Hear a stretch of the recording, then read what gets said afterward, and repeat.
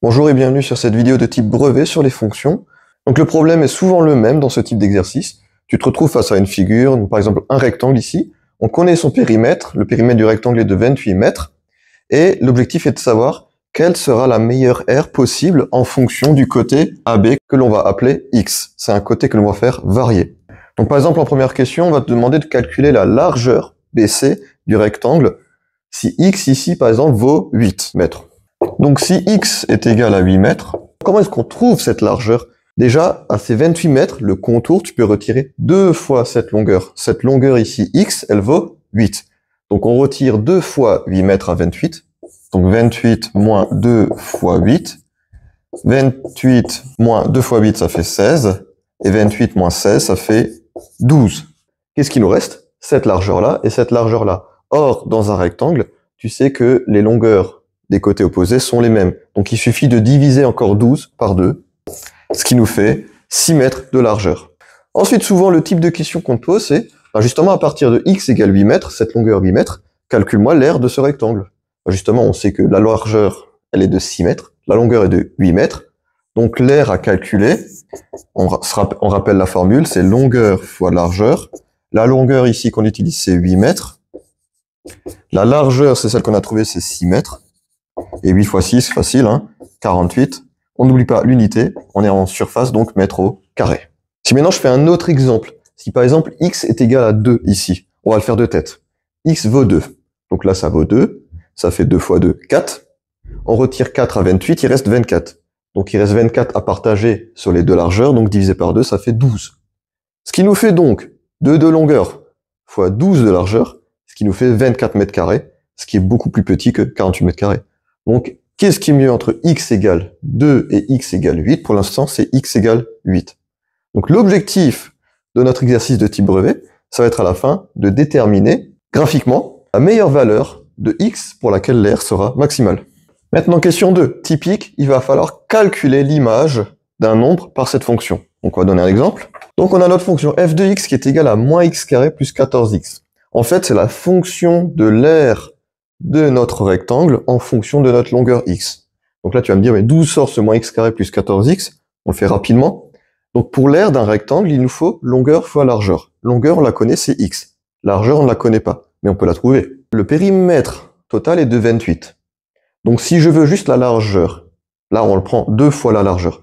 On peut retirer déjà x une fois, x deux fois, ce qui me fait déjà 28 moins 2x.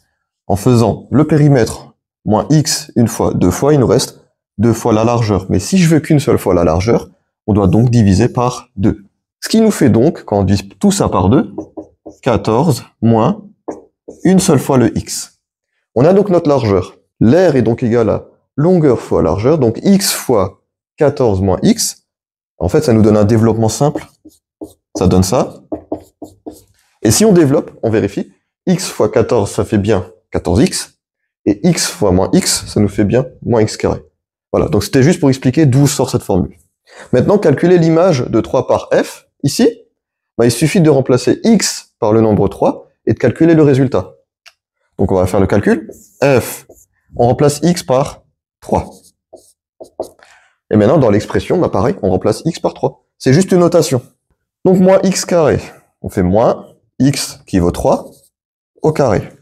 Plus 14x, attention, le x là on l'a combien de fois? On l'a 14 fois, donc c'est comme s'il y avait un fois entre le 14 et le x, donc 14 fois x qu'on remplace par 3. Et là on calcule.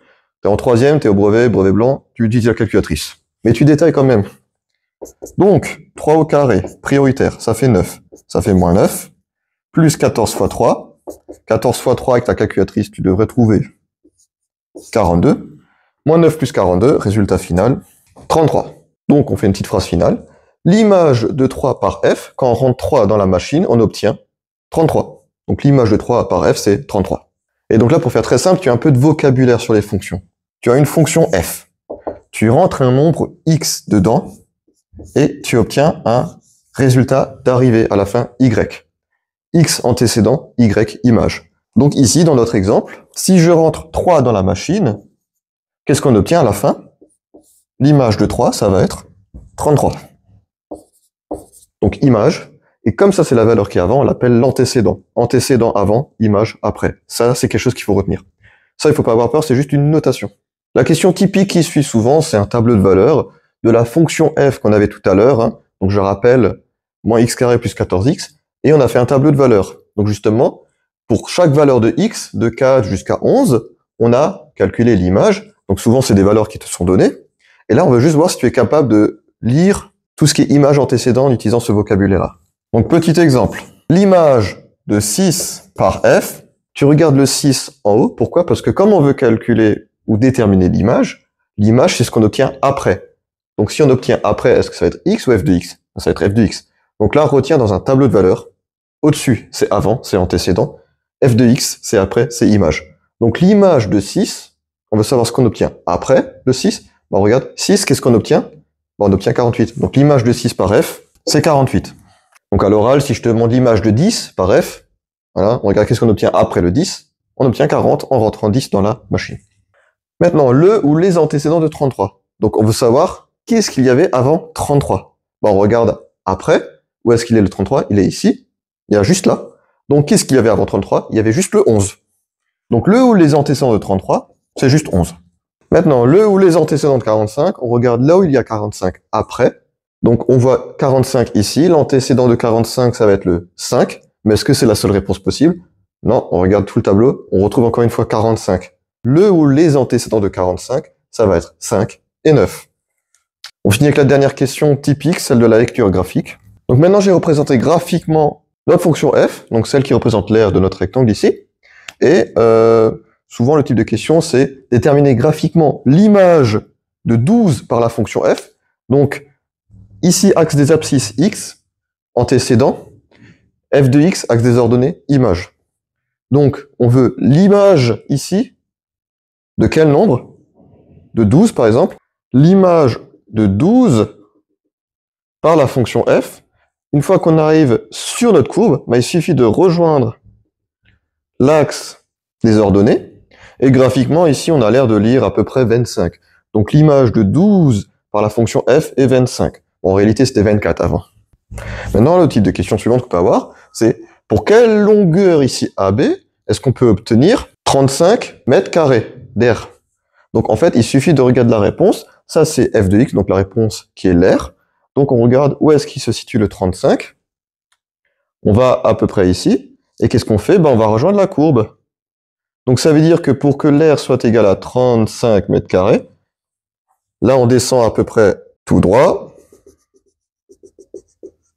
Et c'est entre 3 et 4, on peut dire 3,25 mètres. Donc, si x est environ égal à 3,25 mètres, on peut dire que l'air sera égal à 35 mètres carrés. Mais est-ce que c'est la seule réponse possible? On peut encore croiser la courbe à un autre endroit. Donc, on continue.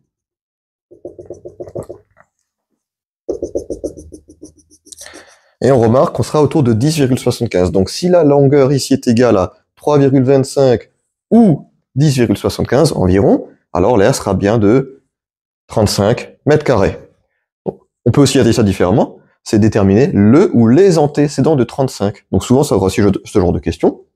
Déterminer graphiquement le ou les antécédents de 35, il suffit de partir des images, puis de croiser la courbe et descendre à l'axe des abscisses, donc aux antécédents, pour déterminer justement nos antécédents, le ou les antécédents. Bon, ici, la plupart du temps, on aura deux antécédents. On aura un maximum ici, qui sera de 49, la longueur ici, x, qui sera égale à 7, donc la meilleure longueur, ça aussi, on aura ce genre de questions parfois. Déterminer quelle est la longueur de x pour que l'air soit maximal, il suffit de regarder le maximum ici, et ce sera 49 mètres carrés. Et donc, justement, l'air sera maximal pour x, donc la longueur AB, qui est égale à 7 mètres. J'espère que cette vidéo de type brevet sur les fonctions aura pu t'aider. Donc, attention, c'est une vidéo de type brevet blanc, puisqu'au vrai brevet, la plupart du temps, on aura des fonctions affines et linéaires. Là, c'est vraiment juste de tout ce qui est lecture d'images antécédant par un graphique, par un tableau, et par un calcul dans la machine, dans la fonction. Sur ce, je te souhaite une bonne journée.